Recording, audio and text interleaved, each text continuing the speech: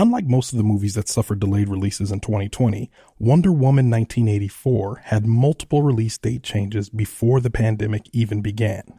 Now, over a year after its original release date, December 19th, 2019, it was finally released on Christmas Day, both in theaters and streaming on HBO Max. The sequel continues the story of the Amazon, Diana Prince, as she reunites with her past love, Steve Trevor, while facing off against Max Lord and Cheetah. I'm Ronald Young Jr., and I'm on the couch.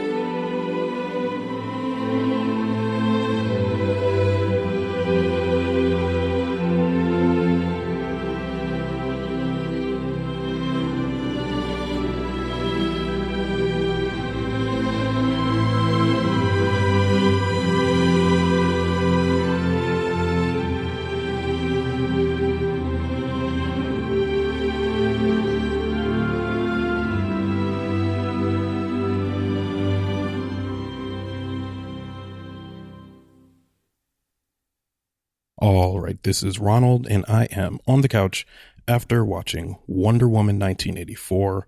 Wonder Woman 1984, which is on HBO Max right now, as well as in theaters, which I originally planned to rent out a theater and go see, but could not get anyone else to brave with me. So on the couch it is, watching Wonder Woman 1984. Directed by Patty Jenkins, screenplay by Patty Jenkins, Geoff Johns, and David Callaham.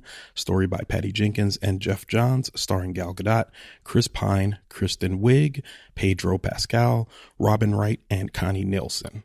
Okay, so Wonder Woman 1984. This is a movie that was meant to come out in the summer, was going to be a big, actually, it might have been in the spring. I'm not sure. The years have gone by so fast. But Warner Brothers continues to shock people by putting out their movies on HBO Max. As a lot of people have probably heard by now, they're putting a lot of their 2021 slate out on HBO Max. So this was one of the first ones that they're doing it with. And I was a little hesitant going into this because I'm a guy who likes going to the movies to, going to the theater to watch movies. Hence the reason why I started this whole podcast. So on the couch, I love it. I love reviewing things on the couch. I like watching things and talking about them, but there's something to be said about the experience of being in the theater and leaving that feels different in these cases. So all these that I've been watching on the couch have normally been like streaming shows, things on Netflix, stuff that I would never have gotten a big release, with some exceptions, as I've done on this show. But this is a big movie meant to be in theaters that I'm watching for the first time in my house on the couch, which feels not only like a sign of the current times that we're living in, but it's different. Now, that being said, let's talk about the movie itself.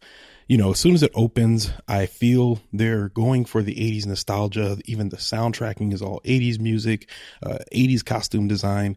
And there's a big set piece that begins in a mall. And I remember watching that. I remember watching it and being like, wow, they really nailed mall culture in the 80s, which wasn't very different in the 90s either, but really nailed that mall culture, the idea of everybody going to the mall to hang out, do some shopping, really just stunt on everybody at the mall. They really nailed that portion. I remember watching that and be like, man, this feels so nostalgic and familiar. And then I remembered that the mall that I was looking at is actually Landmark Mall, and it's actually one exit down from where I live in Alexandria, Virginia. I spent a lot of my childhood in Landmark Mall.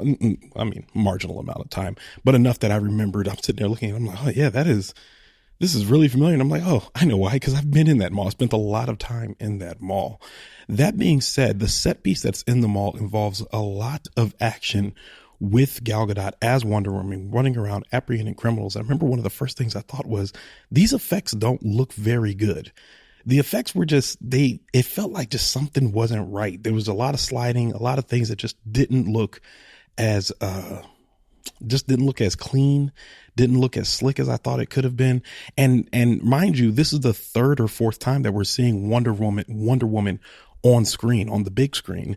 We've seen her in Justice League. We've seen her, and I believe it was Batman vs. Superman, Dawn of Justice, or one of the others, and we've seen her in the standalone Wonder Woman. So we've seen her do things in other movies, but in this movie in particular, it felt like as it started, I'm like, all of this just looks, it just looks really contrived. It looks fake. There's something about it that doesn't look natural about the movements that she's making. And it didn't feel like that. And I guess maybe I didn't see it. Maybe there was a difference in the way that they filmed it in the first Wonder Woman that felt very different watching this. So I didn't like the effects right off the bat. But, I stuck with it, and I saw Kristen Wiig shows up playing Barbara. I don't remember her last name, but she eventually is the kind of the secondary antagonist in the movie, the Cheetah. And I remember looking at this and saying, I liked seeing Kristen Wiig in a role with some emotional depth, but her plot line felt a little relegated. We don't get to see Kristen Wiig, cracking a bunch of jokes. She has a couple of, Kristen Wiig scenes, and if you know her, you'll know exactly what I'm talking about. But when she really gets down into the, nitty gritty, I felt like they really created someone that Kristen Wiig can really sink her teeth into in terms of acting. But that being said, they didn't give her a ton. They give her a lot. And when I say that, I mean, like, you're going to see a lot of her on screen, but it feels like they really didn't dig into her emotionally enough for me to understand what the stakes were for her in choosing the way she does as the movie progresses. And then when she actually becomes the Cheetah later in the movie, it kind of took me out. It felt very Cats-ish. It didn't feel very like clean, or it again, and maybe this has to do with the effects in this movie, but it just didn't feel very believable, or it felt corny. I think corny is the best word for that. Chris Pine shows back up in this movie, and I won't get into why he shows up, but I will say the way they use Chris Pine in this movie, and in the beginning, I remember as he shows up, he's kind of helping Wonder Woman do her thing. And there's several times where I'm like, is he helping her, or is he getting in the way? And I don't know if they wrote him in a way that forces us to ask that question. Is this man helping this woman who is obviously more powerful and more capable than him? Is he actually helping her, or is he just getting in the way thinking that he can help her? And I don't know that they even needed him in the movie. In a lot of ways, he felt like kind of a red herring, or just another obstacle or trial that Wonder Woman had to get through.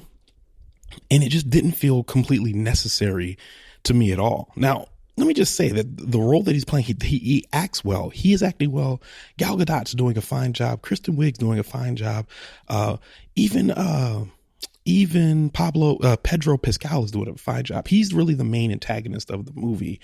There's a few parts in there where I felt like he was really going for it, going wild. I talked to a friend of mine who mentioned Nick Cage levels of acting in this, where he's really, really, really going for it. But it felt like it's really tough to. There's something about this movie that just didn't feel cohesive. It felt like different. It felt like they had a discussion about the movie they wanted to make, but then when they came to the final conclusion of how everything was going to be executed, the protagonist, antagonist, all of that, how everything was going to fall down the line, it felt like it didn't actually fit together the way I think it did. It was supposed to in their minds. Essentially, and I probably should have started with the plot, but the plot of the movie is that they are looking for this stone, and the stone gives whoever is holding it the capability to make one wish of whatever they want. And it just goes from there. And so whoever has control of the stone really becomes the person with the most power.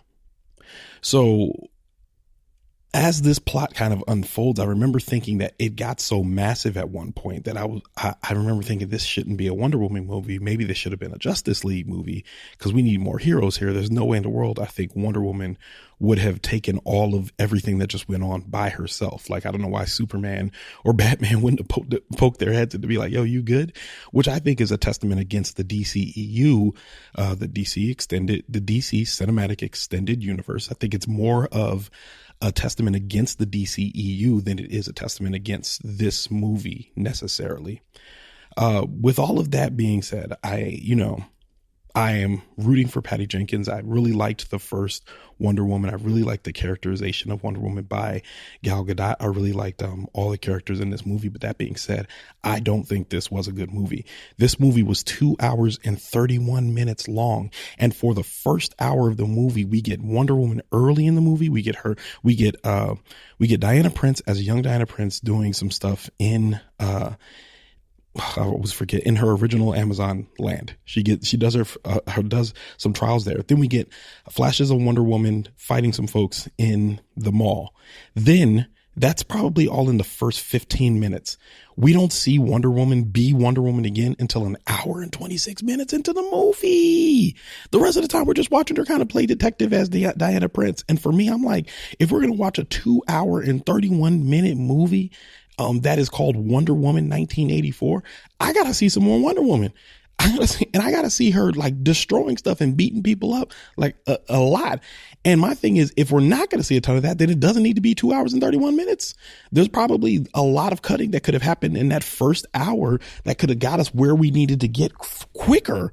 And it took them so long to get where they were going. And by the time we got there towards the end of the movie, I'm just like, oh, this is not necessarily where I wanted to be 2 hours and 31 minutes later. And it just felt like it dragged, it slogged, and nobody, all of the acting and everything that the characters did wasn't enough to make this movie compelling or a must watch or something that made me look forward to whatever else the DCEU is bringing to the table. And I think that's upsetting because I think Wonder Woman was their most compelling character up until this point. And I definitely think they could be turned around. I definitely think they could do another movie and do a lot better and all that. I'm not worried about that. But this entry, it just feels like at this time where I got to watch it in the house on Christmas, you had a captive audience and you put out a 2 hour and 31 minute movie that's kind of hokey, kind of boring, just misses the mark, just could have been just better generally. Yeah, there's a lot of things in there, and I don't want to get too deep into it because I don't want to spoil the plot for folks. But I think those of you that's seen it kind of know what I'm talking about. If you actually paid attention to watch this movie, there were some largely boring parts in there as well. And we're talking about a superhero movie. I shouldn't be bored watching it, you know? But for it to be a standalone movie about one person, it's a sequel, for it to be 2 hours and 31 minutes long, I think that you could have shaved at least 30 minutes off this movie. This could have been a tight 2 hours, and it probably would have been a better film. Yeah. So I would give it 2 of 5 stars. 2 stars of 5 stars. I did not like it. I don't think that the acting was redemptive enough for me to say that this was a good movie. I did not like it. And I might be in a minority on that. Looking forward to more Wonder Woman films and more DCEU films where they kind of try to continue to trying to get it right. But they didn't get this one right. Yeah.